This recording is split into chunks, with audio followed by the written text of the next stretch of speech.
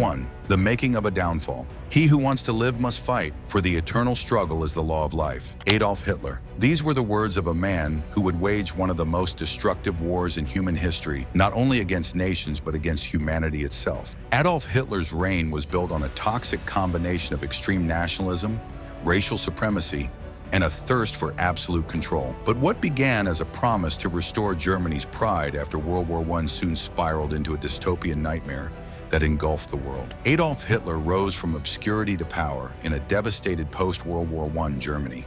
He was a failed artist and decorated soldier who found a sense of identity and purpose in the political chaos that followed the Treaty of Versailles. Exploiting the economic ruin, national humiliation, and public discontent, Hitler positioned himself and his Nazi party as the salvation Germany desperately craved. By 1933, he was appointed chancellor.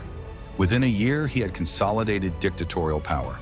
With terrifying efficiency, Hitler banned opposition parties, established a secret police, Gestapo, and used propaganda and fear to build a one-party state. His vision was terrifyingly clear: a racially pure Aryan state, the expansion of German territory, Lebensraum, and the annihilation of Jews, Slavs, Roma, and other undesirables. The world watched in shock as he rearmed Germany, withdrew from international treaties, and annexed territories without significant resistance from Britain or France. The invasion of Poland in September 1939 triggered World War II, but it was just the beginning of a global catastrophe. Hitler's forces swept across Europe with blitzkrieg tactics, toppling nations in mere weeks. By mid-1940, Nazi Germany dominated most of Europe. Yet every empire that rises too fast risks falling even faster. The seeds of Hitler's downfall were sown by his own hands.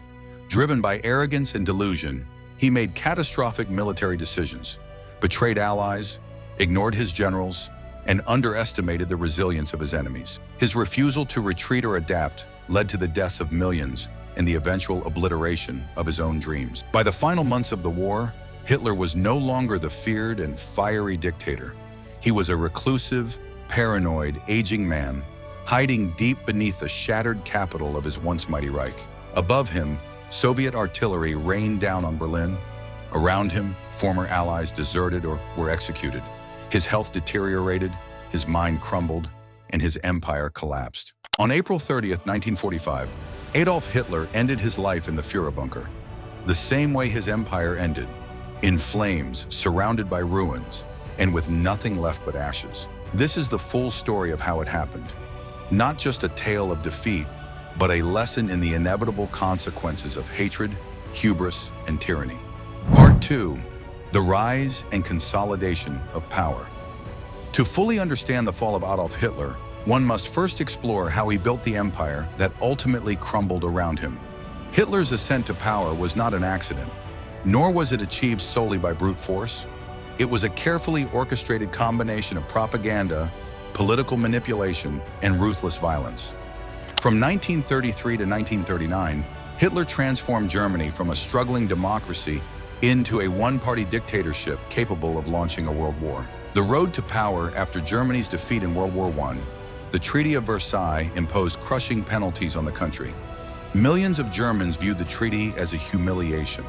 Economic despair, hyperinflation, and unemployment followed.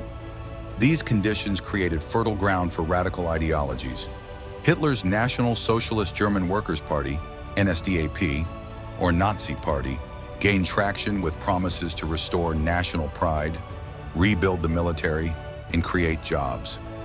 The Nazi message appealed to a wide audience: war veterans, the unemployed, nationalists, and those resentful of the Weimar Republic.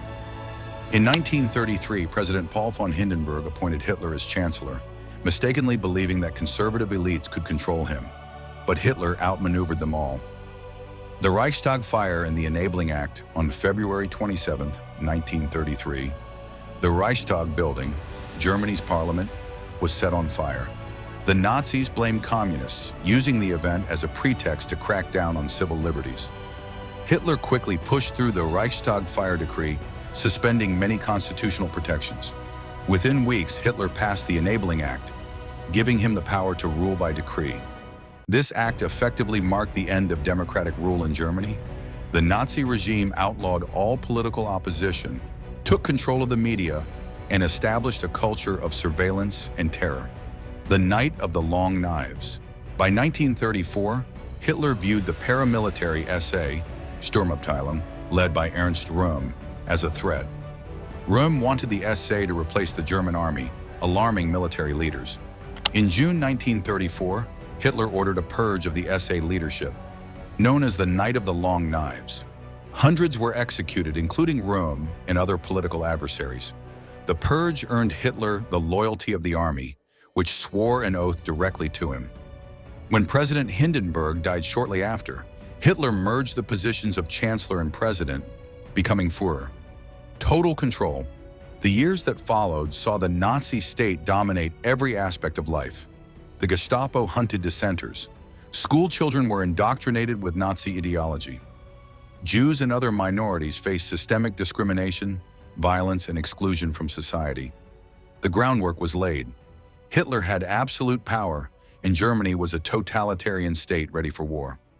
The Third Reich seemed unstoppable, but beneath the surface, the seeds of destruction had already been planted.